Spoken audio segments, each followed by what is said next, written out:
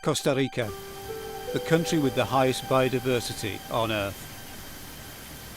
More species of plants and animals per square kilometre than anywhere else in the world. But it's also a very economically productive country, and crucially this is all seen as part of that economy, alongside important crops, especially the coffee we've come to see. Here there are perfect conditions for top quality coffee, excellent soils and ideal climate in the North Tropics of Central America. Welcome to another Coffee Origin Trips adventure in Costa Rica.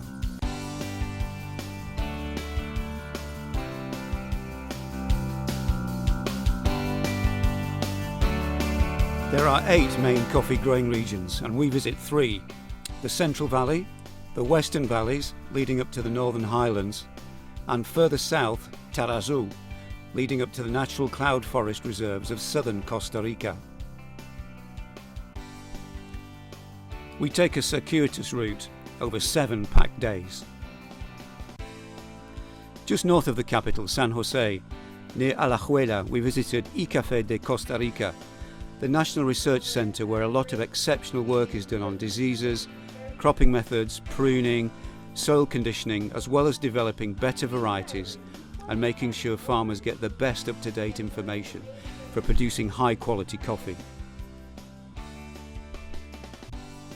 Icafé has its own farm here, where many different varieties are grown and researched. Here our host describes how one of the new varieties that's particularly rust resistant is being grown. They did the testing and then, but it's very resistant to rust, Violata. So in 2012 when the rust was a big problem you saw on the graphic of the production and everything, Icafé had already done here testings in other parts of the country and they decided to open up to the producers because it's very resistant to rust. Further north in the Western Valleys is Finca La Hilda, the second largest coffee farm in Costa Rica, with a huge nursery area growing different varieties. This is an iconic farm, not just for the family, for the rest of Costa Rica. This is an important farm for its quality and social as well as economic sustainability is important here, with schools and benefits provided for the workers who migrate from different countries each year in family groups. Also, the farm is 100% certified for the Rainforest Alliance and manages many hectares of prime rainforest for habitat conservation alongside coffee production. What looked like spray on the leaves was actually some kind of sun protection produced naturally. Lunch is always an important aspect of the trips, usually delicious fresh fruit with a few homemade pastries thrown in. Here at the next farm, Finca La Valle, we're going to see some picking down in the fields via a short tractor ride.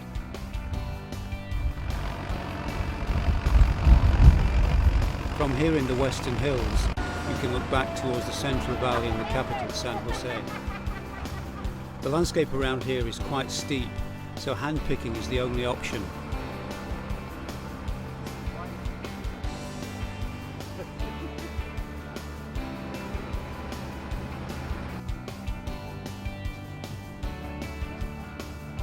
This was quite a ride and we made sure to hang on tight. The pickers come from Nicaragua and Panama as well as locally. It's a seasonal movement of workers bringing whole families and they get to know the farms and the working techniques required. The same families come each year and stay locally with schools and benefits for all provided. Cherries are consistently red.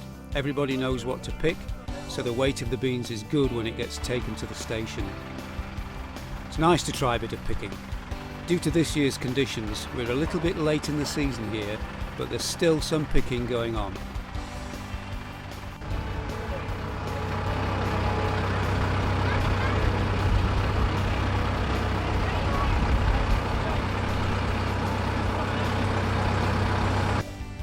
Back at the farm, drying methods vary, both under plastic and on open patios.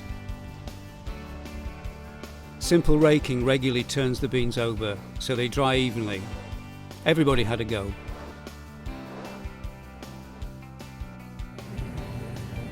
Further along the western slopes is the wet micro mill at Volcan Azul. Cherries from their 3 farms only come here for processing. They have a simple goal: to produce the best coffee in the world.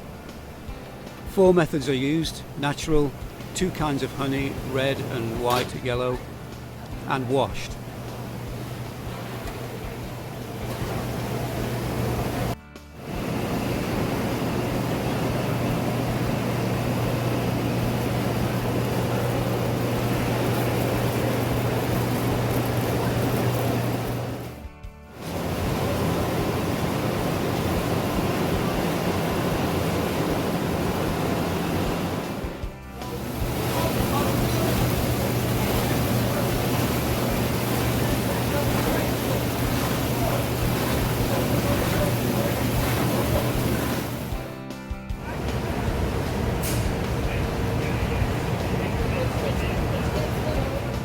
It's a family business which goes back many generations and involves the next generation too.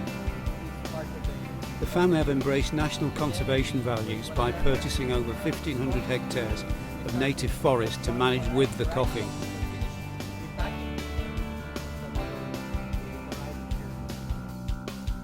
The tasting here was one of the truly memorable parts of our trip. Who is to say they haven't achieved their goal?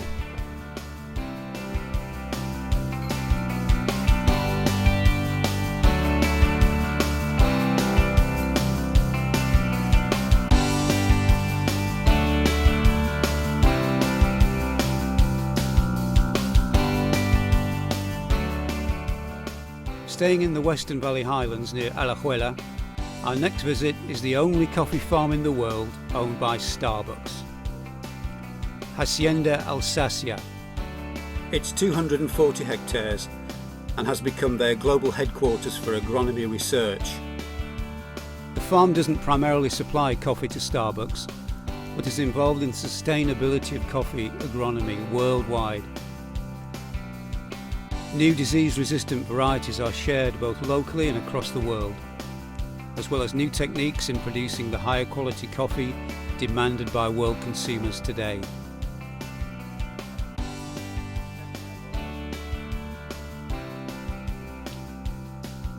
An example is use of grasses between rows of new coffee bushes to help prevent erosion and runoff, give shelter and add biomass and structure to the soil. If new techniques like this work, they're readily shared both locally and globally for the benefit of the coffee community in general. On part of the farm is the Starbucks Visitor Centre. It's open to all and a must-do on any visit to Costa Rica.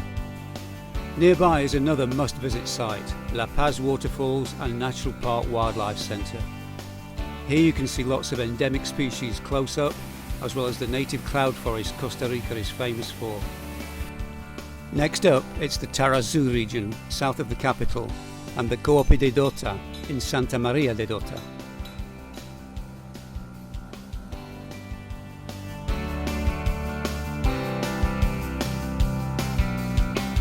It's a cooperative mill, processing coffee from over 800 local, small 2 hectares on average farms.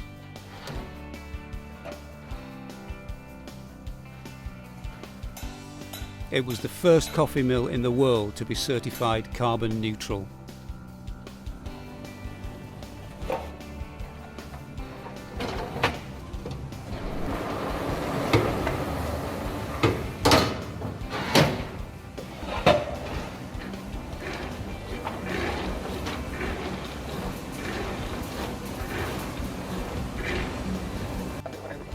More than 40 panegas per hour. They are very fast.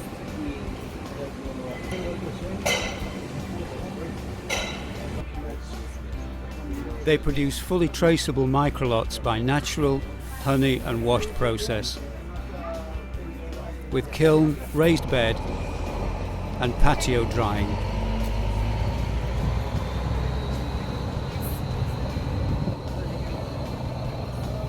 There's also a unique and ingenious carousel method.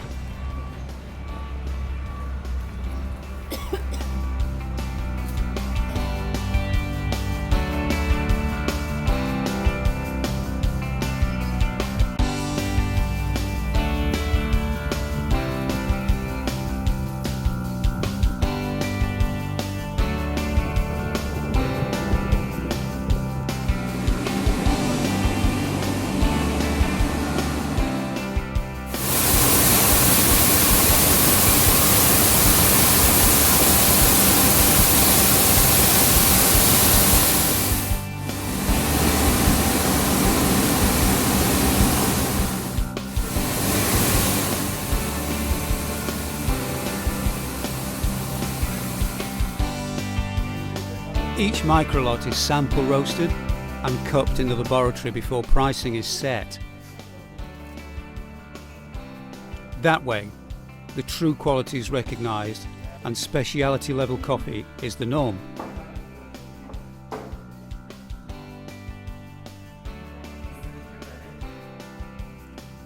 Close by on the valley slopes is La Chumeca micromill and farm at 1700 metres above sea level, here still in Tarazu.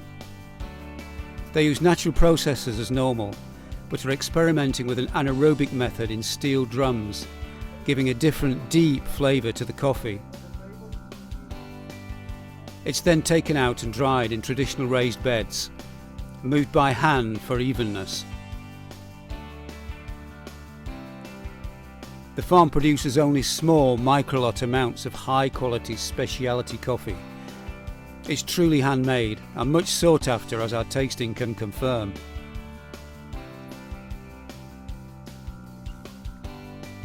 Some roasting is very local, and just down the road we're invited to an evening session.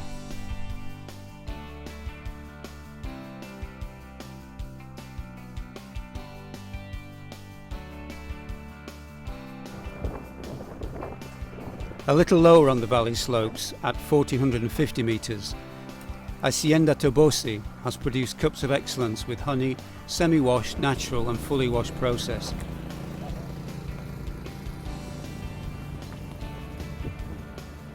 Some anaerobic experimentation has been used there as well, including with geisha and the more usual red and yellow catuai.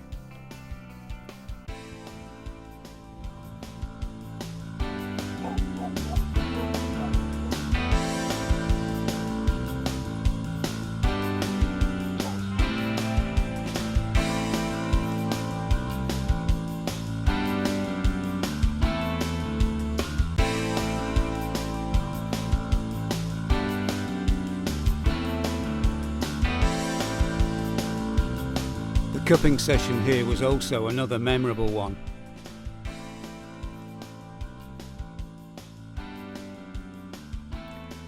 The farm also breeds and trains horses. Wonderful work and a great way to end the day.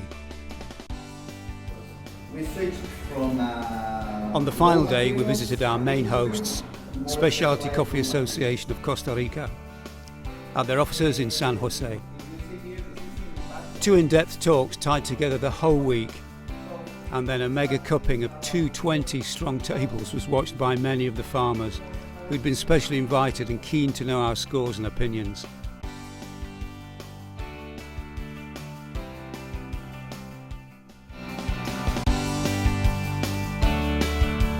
It's been another truly memorable week in the tropics, learning about Costa Rica and its coffee history.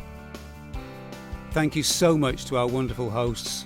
We most definitely will return.